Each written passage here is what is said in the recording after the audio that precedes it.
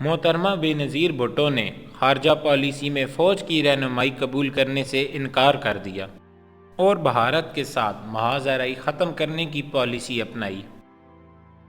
جب بھارتی وزیر اعظم راجیو گاندھی سارک کی چوتھی سربراہی کانفرنس کے لیے پاکستان آئے تو بے نظیر نے ان کے ساتھ عمدہ تعلقات قائم کرنے کی پالیسی اپنائی۔ انہوں نے بھارتی پنجاب میں پراکسی جنگ لڑنے کی پالیسی ترک کر کے بھارت کو پنجاب کے حالات پر قابو پانے میں مدد کی، جس کا اعتراف انہوں نے خود بھی کیا۔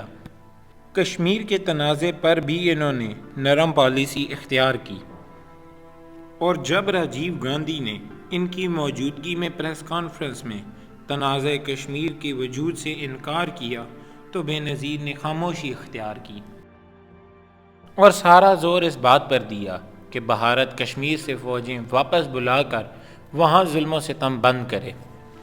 اس طرح پہلی بار پاکستان کے وزیر اعظم نے اصولی موقف پر زور نہ دیا۔ یکم اکتوبر 1979 کو پاکستان دولت مشترکہ میں دوبارہ شامل ہو گیا اور بھارت نے مخالفت نہ کی۔ اس سے برطانیہ میں مقیم پاکستانیوں کو فائدہ پہنچا۔ یاد رہے پاکستان بھٹو کے زمانے میں بنگلہ دیش تسلیم کرنے کے معاملے پر دولت مشترکہ سے علیحدہ ہو گیا تھا۔ اس دوران ایک معاہدہ یہ بھی ہوا کہ دونوں ملک ایک دوسرے کے ایٹمی تنصیبات پر حملہ نہ کریں گے اور ایک دوسرے کو ایٹمی ترقی سے آگاہ رکھیں گے۔ پاکستان اور بھارت کے درمیان ثقافتی تعلقات بڑھانے کا بھی معاہدہ ہوا اور نصابی کتاب میں ایک دوسرے کے خلاف مواد نکالنے پر بھی اتفاق کیا گیا۔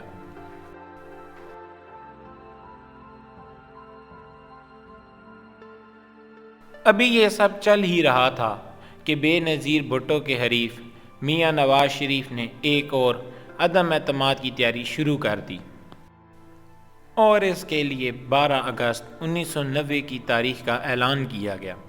اعجاز الحق نے ایک بیان میں پیشن گوئی کی کہ بے نظیر حکومت کو یوم آزادی سے پہلے ہی رخصت کر دیا جائے گا۔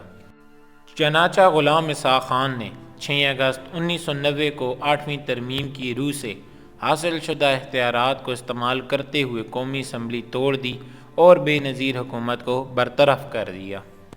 صوبائی اسمبلیاں توڑ دی گئیں اور نئے انتخابات کے لیے 24 اکتوبر 1990 کی تاریخ کا اعلان کیا گیا۔ ملک میں ہنگامی حالت نافذ کر دی گئی۔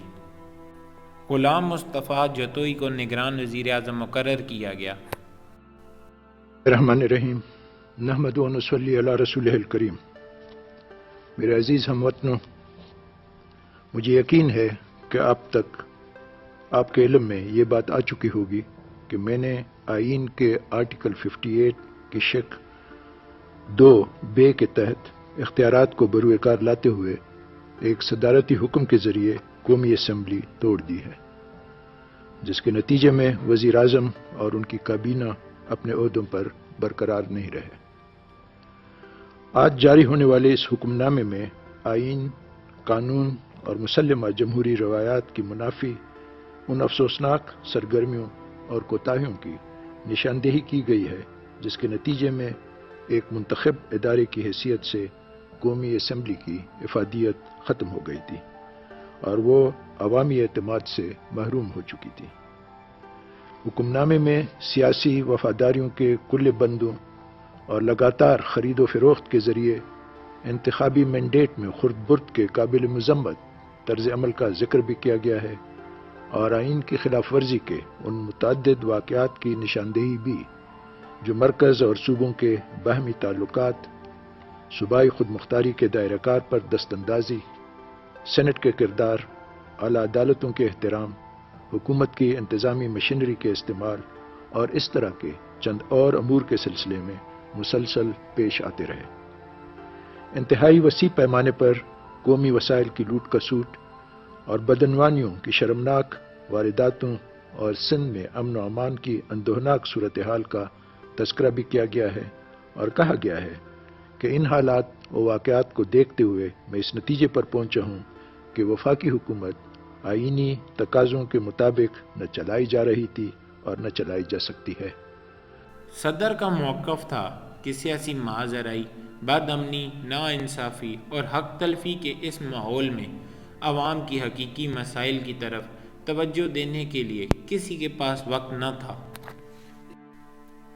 اس لیے اسمبلی اور حکومت قومی مسائل کو حل کرنے اور جمہوریت کے فروغ میں قطعاً ناکام ہو چکی تھی۔ لہٰذا اس کے خاتمے کے سوا کوئی چارہ نہیں رہ گیا تھا۔ بی بی سی کی ایک رپورٹ کے مطابق بے نظیر صدر اور فوج کے درمیان توازن نہیں کر سکتی تھی۔ فوج برسر اقتدار رہنے کی وجہ سے ایک بڑی طاقت بن چکی تھی اور اس سے مفاہمت ضروری تھی۔ بی بی سی نے بے نظیر کی طرف سے اپنے اختیارات کے ناجائز استعمال کے علاوہ ان کے شوہر آصف علی زرداری کی مالیاتی بدعنوانیوں کا بھی ذکر کیا۔ اگلی قسط میں ہم آپ کو میاں محمد نواز شریف کی وزارت عظمی کا پہلا دور اور ان کی احتساب کے لیے کی گئی کوششوں کے بارے میں بتائیں گے۔ پاکستان کی کہانی جاری ہے۔